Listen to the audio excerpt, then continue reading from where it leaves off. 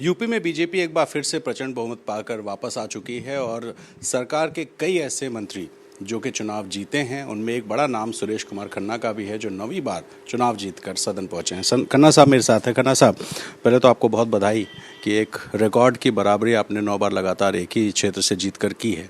इस बार चुनाव जीतकर सरकार में आकर क्या प्राथमिकताएँ होंगी और किन प्राथमिकताओं पर आप काम करने वाले हैं?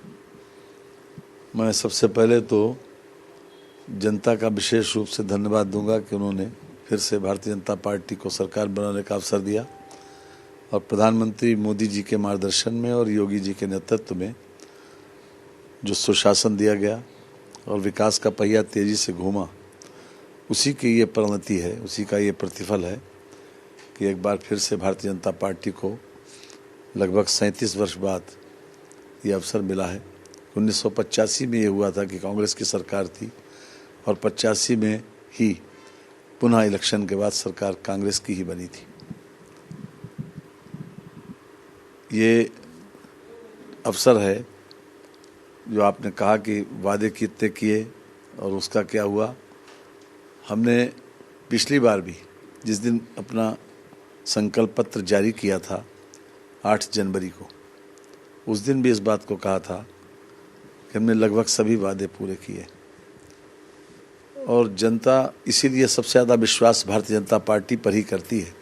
बाकी कोई पार्टी घोषणा करे, कांग्रेस ने कितनी घोषणाएं करी, कोई घोषणा शायद बाकी नहीं रह गई होगी और उनकी अगर घोषणा मान ली जाती तो वो तो सुपर रामराज्य की तरफ बढ़ रहे थे, लेकिन हुआ क्या नतीजा कि उनके ऊपर विश्वास टूट चुका है।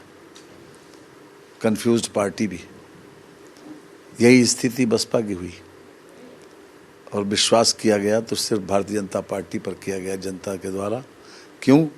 इसलिए कि जो भी संकल्प पत्र के वादे हमने 2017 में किए थे उसमें से लगभग सभी वादों को पूरा किया। मैं इसी संकल्प पत्र पे आ रहा था, चूँकि आप उस संकल्प पत्र के अध्यक्ष थे जो घोषणा पत्र समिति बनी थी और कई सारे वायदे इस बार काफ़ी चर्चा में हैं। होली दिवाली पर फ्री सिलेंडर देने वाले हैं और होली बिल्कुल नज़दीक है, तो कैसे देंगे और किन किन लोगों को इसका लाभ मिलने वाला? देखिए, होली और दिवाली पर हमने इस बात की घोषणा की है कि साल में 2 सिलेंडर हम देंगे और जल्दी ही आपको इसको मूर्त रूप देखने को मिलेगा। और आगे भी जो भी वादे हमने संकल्प पत्र किए हैं उसके ऊपर लगातार चल रहा है मंथन कि हम हर तरह से किस किस वादे को किस किस फेज़ में पूरा करेंगे, इसके ऊपर मंथन चल रहा है और हर वादा पूरा करने का की दिशा में काम चल रहा है। सर, एक मुद्दा इस चुनाव में बहुत चर्चा में रहा, आवारा पशुओं का।